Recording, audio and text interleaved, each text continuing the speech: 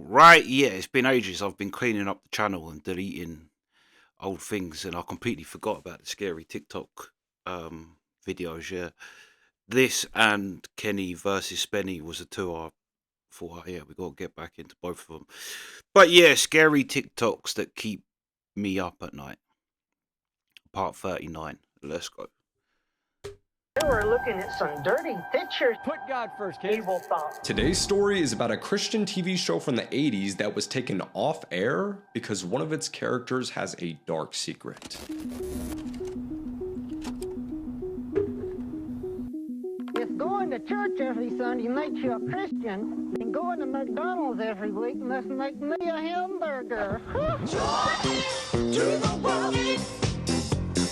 Joy Junction is the place to be. Joy for you and me. It's the 1980s, and kids who are raised in a Christian household and are lucky enough to have a TV grow up watching a show called Joy Junction. The variety game show airs on the Christian television network, and it's basically the Christian version of Sesame Street, but on a budget. It seems innocent enough. Come and join us for a half hour of fun and games at Joy Junction. It takes place in a fictional village where kids compete in different games while learning valuable lessons from the Bible. And many of these lessons are taught by the show's star duo, Ron and Marty. Ronald William Brown is a Christian man that lives in a trailer park in Florida called Whispering Pines. He makes his living as a ventriloquist, and when he's not performing on Joy Junction, he's doing live shows for kids at schools, churches, and birthday parties. Ron's known around his local community as a fun, generous guy and is pretty good with kids. He invites them over to play games, picks them up and takes them to church, and every Wednesday he hosts a pizza party for all the kids in the community to enjoy free of charge. Fast forward to May 23, 2012. A man from Kansas named Michael Arnett is arrested by Homeland Security for the possession of illegal photographs and videos of minors. Investigators dig deeper to find that he's been communicating with another man via online chat rooms on yahoo.com. Michael uses the screen names CK_366, Sweet Talker Linda, and Calfkeeper2 to communicate with a user named UE Lime. And when the agents open up the chats, it is far worse than they thought. Hundreds of videos and images of young people bound, deceased, and posed in inappropriate lewd ways. However, what's even more disturbing is the conversation between Michael and the anonymous user, but more on that later. Investigators managed to track down UE Lime by issuing a grand jury subpoena to Yahoo, who were forced to provide the user's email, location, and IP address. They eventually pair the email to a school system in Florida, where they find a man named Ron who's listed as a puppeteer who performs for ages K through 8. They then run a background check to find that there are 2 reported incidents involving the suspect. One of these reports occurs in 1998, where Ron is pulled over for a traffic violation and a police officer notices a pair of young boys' underwear wedged between his front seat. The report reads that when questioned about this, Ron says that these were simply clothes for his puppet, so he's let off the hook. Another report from 2010 is made by one of Ron's neighbors. They'd come with their bikes and their skateboards and they'd hang out waiting for him to come home. She claims that he's taking young boys in his vehicle to church without their parents' permission. She'd also claimed that Ron had locked up all the boys' bikes and skateboards in his trailer and described him as a bit off. July 17th, 2012. To be fair, everything he's saying, I mean, all the old entertainers from the UK were pretty much at the same thing. But I thought this was going to be back in the 70s or whatever. But he did say the 80s, I'm sure, about the TV show. But that was the prime era here as well. It's crazy. So I was thinking people just giving him their kids to take to church or whatever. But now they've said, but like the BBC in our thing with covering things up for Savile, people would take their kids to the BBC and just leave them there all day. And yeah, awful things happen. But that era, it does seem to be like, I think like people are way more on it nowadays. Like you said, like now, he's doing it without the parents' permission, but yeah, literally all the old entertainers from the UK, this is basically their life story too. exactly the same thing. It's always be wary of someone who wants to work around kids. Obviously, not everyone. I even see a paedophile police mate, say the same thing. He's like, you've always got to call into question people's,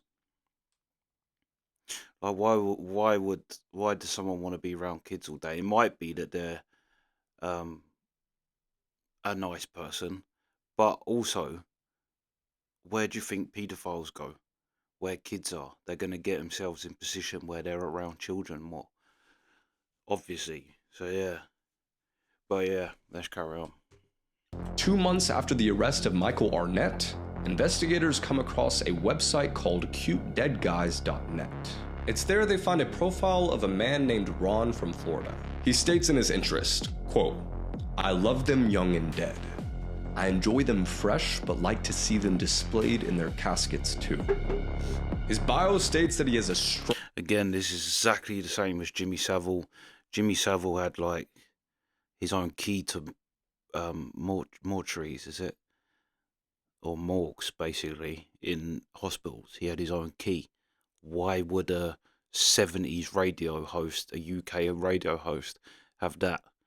Why he had his own room in a paedophile wing of a prison in the UK? Why would you have your, like, do you know what I mean? There's so many things, but his was dead bodies as well that they said he was having it off with. Literally, this is like America's Jimmy Savile, except the only difference is that Jimmy Savile was he had dinner with the royal family every year. Do you know what I mean? Like, yeah. interest in necro, meaning that he has a sexual preference toward the dead. Homeland Security links the IP of this user to Ron Williams and issues a federal search warrant at his mobile home. Officers then knock at the door, Ron opens up, and he's immediately taken out of his home and thrown to the ground in handcuffs. They then begin searching throughout his trailer, where they find DVDs, VHS tapes, and a thumb drive, all containing various pieces of illegal media. It's evidence this guy's neighbors call simply disgusting. They then step into Ron's bedroom, where they open up his sock drawer to find a CD with videos of a child, and right next to it, a missing child poster. On Ron's computer, they discover a folder titled Castin. They double-click it to find photos of a young child displayed inappropriately across a metal table. They then proceed to open up Yahoo and find that his screen name is, you guessed it, U.E. Lie. Ron then admits that he's a part of a Yahoo strangle group and regularly chats with the users CK_366, Sweet Talker Linda, and Calfkeeper2. And these three usernames all of course belong to Michael Arnett, and the conversations between him and Ron are quite disturbing. Ron tells him about his plan to kidnap a young boy from his church and do unspeakable things to him. Michael then recommends different methods to cause the boy pain, and the two get particularly excited about the idea of eating him. Ron then says that Michael had actually tried to meet up with him in Florida, but claims he didn't do it because he had no interest in living out these twisted fantasies. In 2013, Ronald William Brown is sentenced to... Yeah, that's another thing a paedophile policeman says. A lot of the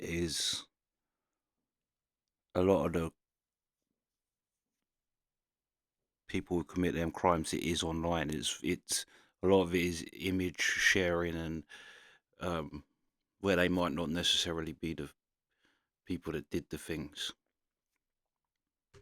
Years in prison, is registered as a sex offender, and will never again be able to use the internet or have contact with children.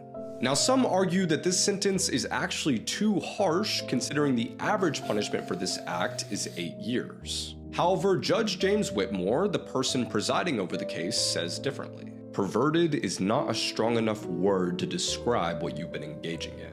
The risk is that obsession becomes more than fantasy. At what point does that line between fantasy and risk of threat get crossed? Ron's case... That's the other thing as well. Like, I watch a lot of like ex-police officers. Like, I watched one mate who was an undercover paedophile. His story is just crazy, but yeah, he talks it off the breaking down of barriers with something like that. That's how you start with that, but eventually the thrill of the viewing the videos or whatever isn't going to be enough. Also, I do think as well that the judges should be shown what, I don't know whether that judge was shown, but when paedophiles are caught with images and videos or whatever, they just get it in stats basically. So it'd be like from level 5, which is like you're going to prison, down to 1.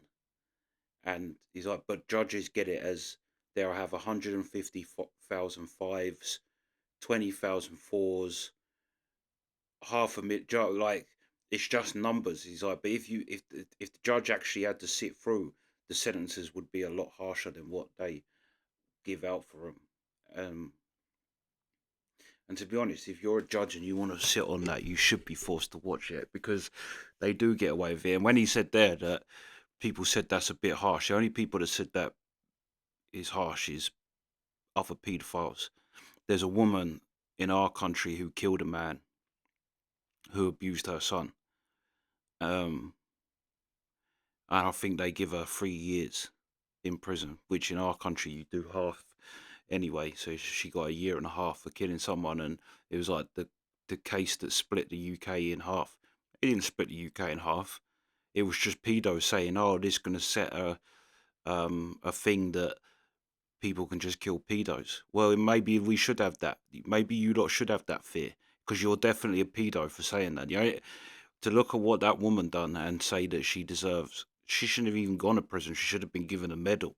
Quite frankly, she had the balls to do what most people don't, and the courts knew it, and that's why she only got such a short sentence. But yeah, it was like people coming out saying, "Oh, yeah, this will start a trend that pedos will get killed." And it's like, well, obviously, the prison sentences you're getting ain't enough to deter you from it.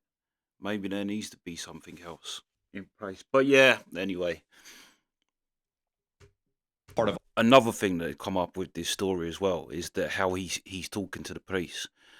Police talk about that as well. Like, criminals know to keep their mouth shut. Criminals know to no comment, and he's like, and you'll get them where they're. He's like, you get like a bank robber or, do you know what I mean, a London gangster, and he's like, they're not gonna. He's like, and they'll quite openly say to you, "I ain't talking to you, so I'm just gonna no comment it. You take as long as you want. I'm just gonna no comment everything. I'm just telling you now." And he's like, and then they'll just no comment, no comment, no comment, no comment. He's like, but when you get these pedos, they're not criminals of that. They're not well versed in the criminal world like real criminals are. They're just disgusting things. He's like, but also they love to be in charge. They love to be in control, and they think they're smarter than they actually are. And he's like, and actually, paedophiles do have a high intellect. Like, quite a lot of them do have a higher intellect. He's like, but they're not well versed in the criminal world. He's like, you'll get a gangster come in and they ain't gonna tell you shit, and you know they ain't. He's like, but they can't wait to talk and say, oh, because they think they're gonna talk their way out of it. And he's like, if you play dumb, he's like, they can't help themselves but to take control of the situation and start telling you things. Like, and he did exactly that, giving out, like, if you watch criminal stuff, ain't no criminal gonna tell you anybody, any name that they know, like real criminals. Do you know what I mean? It's like, do you know this person? No comment. Like, they're not gonna tell you anything. Right? He's like, yeah, but pedos. He's like, not only are they gonna tell you something, he's like, they can't wait to try and flex how smart they are. He's like, but they ain't. Operation Halitna, which is a multi-year international investigation led by Homeland Security. To this day, over 160 children have been rescued, with more than 50 perpetrators being arrested worldwide as a result of the investigation. Operation Halitna continues to work hard, trying to put a stop to this network of criminals sifting through hundreds of thousands of pieces of evidence. They're forced to read disturbing chats as well as view images and videos of children, all in an effort to see if these men are truly living out their dark desires. In hindsight, it's fair to assume that Ronald Williams... Yeah, that's the thing. That's what was so hard. You listen to actually listening to the paedophile police was the only time in my life I've ever thought I would like to do that, but there's no way you could. They're an understaffed department for a reason, because no one wants to do that, and it is. If you arrest a pedo and you, they have to sit and go through every image, every video. Like, think of that. And I see this policeman say, he's like, they do give you therapy. You get therapy like every 3 months or every 6 months or whatever. He's like, most of the time they just say, stop drinking so much. He's like, because everyone's alcoholics from what they have to deal with at work watching this shit. But yeah, he's like, the fear you have is that, is this going to make you, and that's what I mean with having to break down boundaries with these people. He's like, a therapist will tell you no, because in order to get to where these people want to be doing these real depraved things with children, he's like, you have to break down so many social barriers. You'll get people that say, oh, I'm going, like, maybe they'll go to a country where the legal age is 11 or like 13 or something. Do you know what I mean? Where it's actually legal in that country, and there. That's one barrier broken down, because is it that wrong? All right, it's illegal in the UK or the US, but over in this country it's not. It's perfectly legal, so I'm fine with what I'm doing.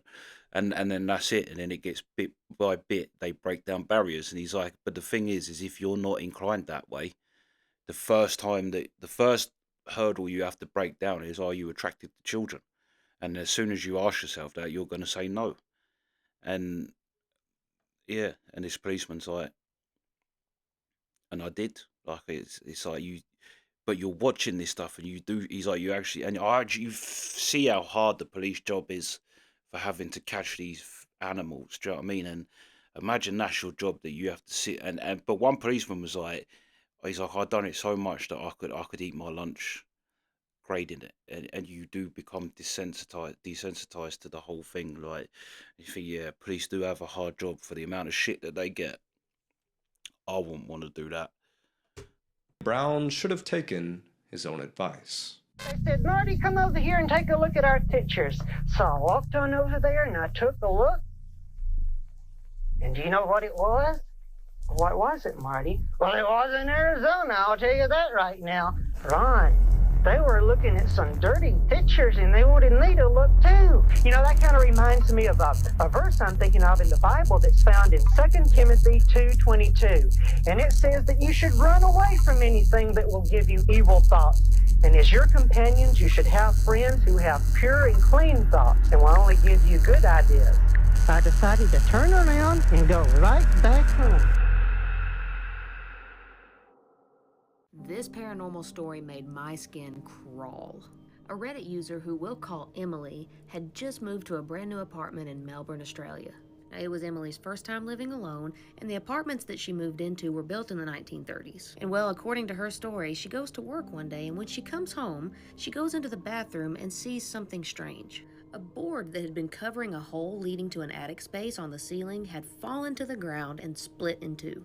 Well, Emily picks up the two pieces of the board, and the board's like an inch thick. It would have taken like Bruce Lee level force to break this board.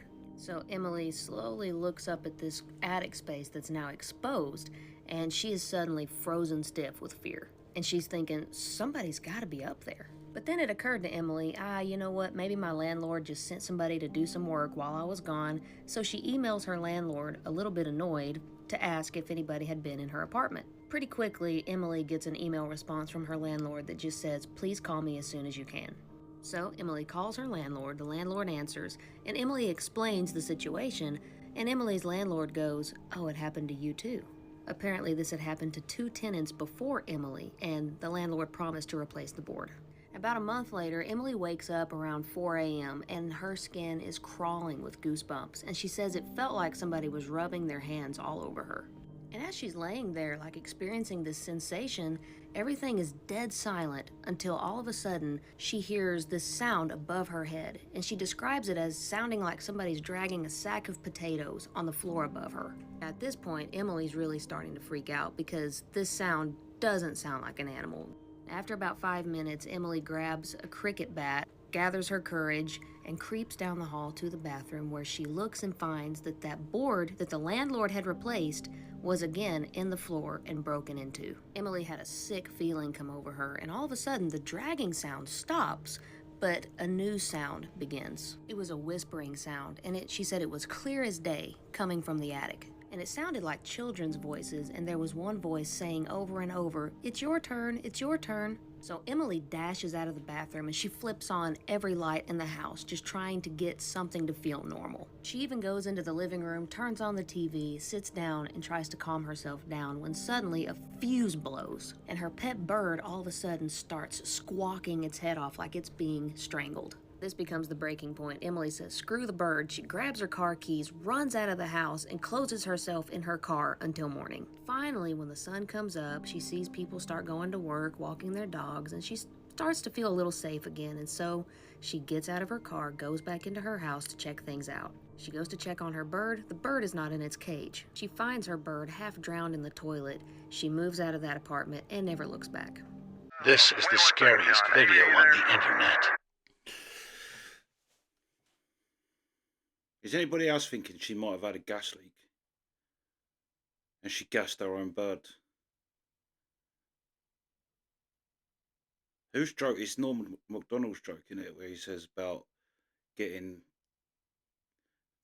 in love is you start feeling sick and yeah, you can't eat right. He's like, but it's also the same as carbon monoxide poisoning. He's like, so now I don't know whether I'm in love or I've just left the oven on.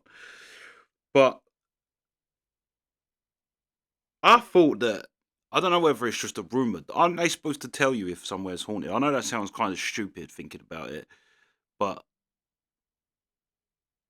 if there's been reported creepy shit in somewhere, don't they have to tell you that? This is going to be loud as fuck, this next thing. It better not make me jump, I'm telling you. Again, and so she gets out of her car, goes back into her house to check things out. She goes to check on her bird. The bird is not in its cage. She finds her bird half drowned in the toilet. She moves out of that apartment and never looks back. This is the scariest video on the internet. Yeah, John says he hears the screaming coming from that room. And I hear it too. But we're sure that no one's checked into that room, correct? John, just wait. We're going to get a hold of the police, so I would wait for the police, John. Amy, John's going to enter the room real quick, just check, make sure, see what's going on. Wait one.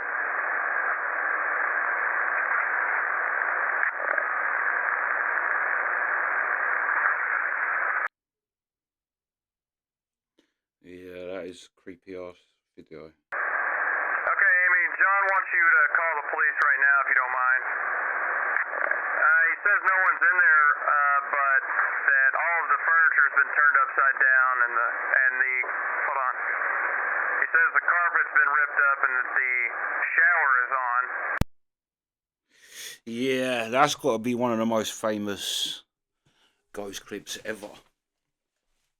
I think that or the one in the battlefield in America where it's people going through the trees. Mind you, I haven't actually seen that one for years. It's like, yeah, Civil War soldiers on march through the trees. But yeah, that is a good one though, that last video. But also the story at the start as well. I did think that was going to be the whole video. But yeah, it's crazy how many entertainers have them stories. Especially in the UK, they were all at it. I recommend for people to look up Jimmy Savile. I mean, people in the UK will know, but anyone outside who don't know. But yeah, like basically that guy that you heard the story about is Jimmy Savile, except for the fact that Jimmy Savile was hobnobbing with the absolute elite of the British higher ups. Like I say, he had Christmas dinner, and it's like, you can't tell me that the royal family didn't check into that man and know exactly who he was. Like, yeah. And that's the other thing. He was like a radio DJ from the 50s, but hadn't been on the telly or been relevant for years, but somehow still had loads of money. Yeah. I also watched a guy who like wrote the book on psychopaths, and he said for everything that's kind of said about them, there's not a lot of information on psychopaths. So he's like, well, I just realised that yeah, no one had really wrote about psychopaths, and so he basically done the thing of looking at psychopathic traits and kind of wrote the book on it basically. But yeah, he said about Jimmy Savile watching the Louis Theroux Jimmy Savile thing, and Jimmy Savile, like he's like nearly 100. You know, he's well old in the documentary. He's like an old man, but his mum's room is exactly the same as it was when she died, and all her clothes are perfectly put in, and every week he has them cleaned and ironed and put back exactly how they were when his mum. And this matey that wrote the book on psychopaths was like, he's like straight away from watching that, he's like, oh, I said, he's a serial killer. He's a sexually motivated serial killer. He's like, and the person I was sitting with was like, what? He's like, because this was way before, and he's like, I'm telling you. He's like, all the case studies I've done of psychopaths and murderers, the fascination with that of the mother. He's like, he's a yeah, a sexually motivated serial killer. And then lo and behold, fast forward years later, it come out that he's true. But his mate was like, I just knew it for like that's a big thing in serial killers is the fascination with the mother and um yeah, yeah. Recommend the Jimmy Savile story. If you think that guy's story was bad, then Jimmy Savile, because Jimmy, like I say, Jimmy Savile's is a whole nother level because it just shows you how the elite are completely all connected with this paedophile cover up world. Yeah. But yeah. Yeah, that's the reaction. Sweet.